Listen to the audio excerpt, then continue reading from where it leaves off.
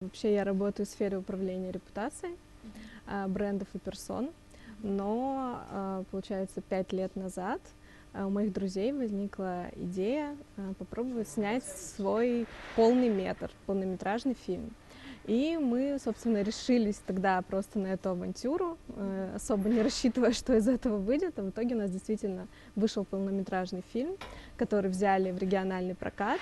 И мы решили, что мы будем заниматься этим и в дальнейшем. И сейчас мы уже работаем над нашим вторым полнометражным фильмом.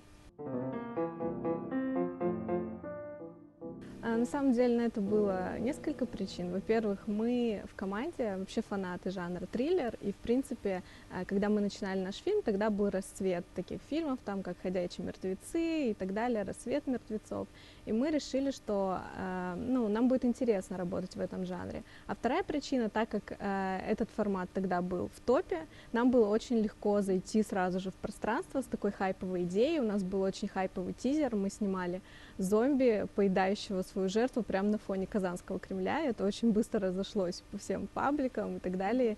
И это помогло нам громко сразу же заявить о нашем проекте. В нашем первом фильме у нас играли вообще непрофессиональные актеры. Это были наши друзья и знакомые, кто-то занимался в каких-то актерских школах и так далее, но профессионалов там не было. В дальнейшем некоторых ребят приглашали участвовать в отдельных проектах. Но когда мы начали делать наш второй фильм «Кахексия», у нас работают практически только профессиональные актеры. Например, у нас в одной из ролей играет заслуженный артист Татарстана Фаниз Зиганшин. Вот. И мы сделали именно ставку на профессионалов в этом фильме. Да, кахексия – это наш второй фильм. Вообще кахексия – это медицинский термин, который обозначает крайнее истощение организма. И это именно то, что происходит в фильме с нашими героями.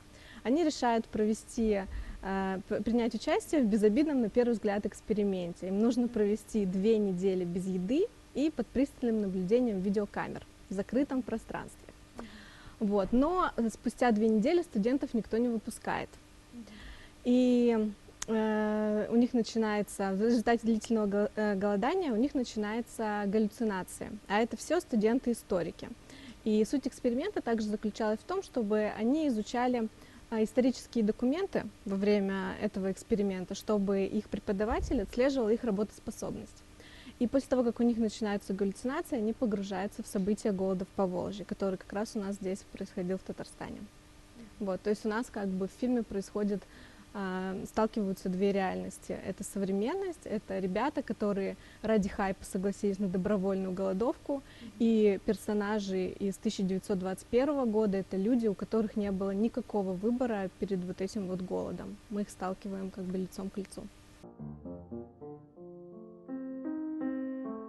Первое, мы действительно не участвовали, мы сейчас участвуем в межрегиональном конкурсе. Это наш татарстанский конкурс, но в нем могут принимать участие кинематографисты со всей России.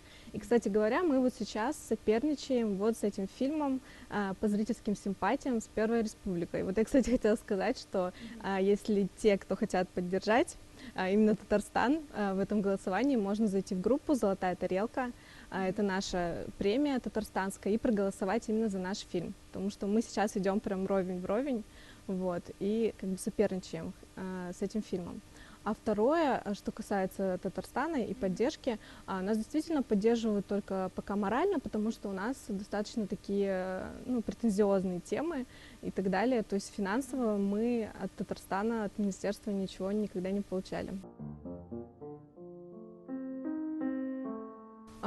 На самом деле, вначале мы просто это задумывали как какую-то авантюру и, в принципе, не ждали какого-то серьезного отношения, но получилось, что нас заметили, там, ребята-энтузиасты, сделали полный метр, нас пригласили сначала показ сделать, потом нам предложили региональный прокат.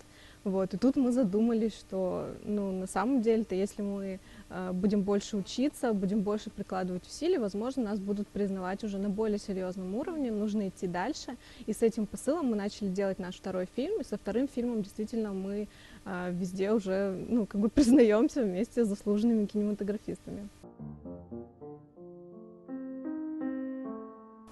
Наверное, я в любом случае, я его очень люблю, несмотря на то, что он такой любительский, простой фильм. Я считаю это нашим успехом, успехом нашей команды, потому что, во-первых, мы на этом фильме вообще научились работать, потому что именно с кино, потому что ни у кого из нас нет профессионального именно кинообразования. На этом фильме мы, скажем так, прокачались, плюс у этого фильма сейчас уже 2 миллиона просмотров, и мы до сих пор каждый день, он уже 2 года в сети, и мы до сих пор каждый день получаем фидбэк, и люди нам просят снять там вторую часть, там, что там действительно случилось, ну там такой достаточно открытый финал, и это нас стимулирует работать дальше, мы видим, что есть интерес от зрителей, видим их поддержку и моральную, и финансовую в том числе, потому что они нас поддерживают и финансово, вот, поэтому мы работаем, движемся дальше.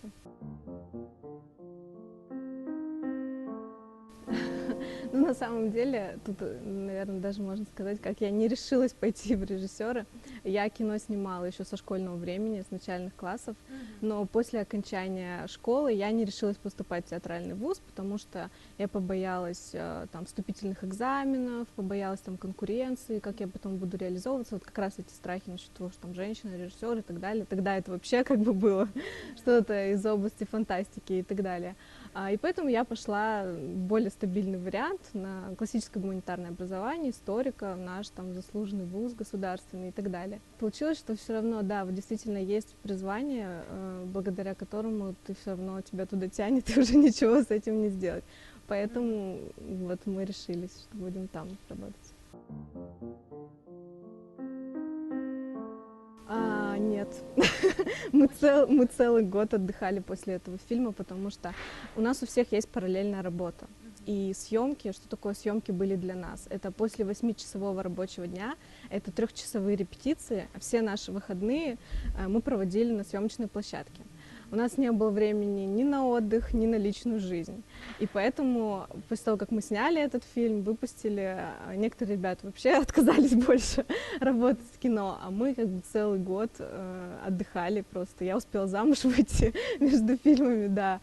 Вот. И ну, мы долго решались, и только на самом деле то, что мы увидели, что наши знакомые начали делать свое кино, и причем так активно, и мы тут задумались, да, и мы задумались, так, почему мы все еще сидим, надо уже собираться и делать второй проект, нельзя уже терять времени, и так мы вот собрались и начали делать второй фильм.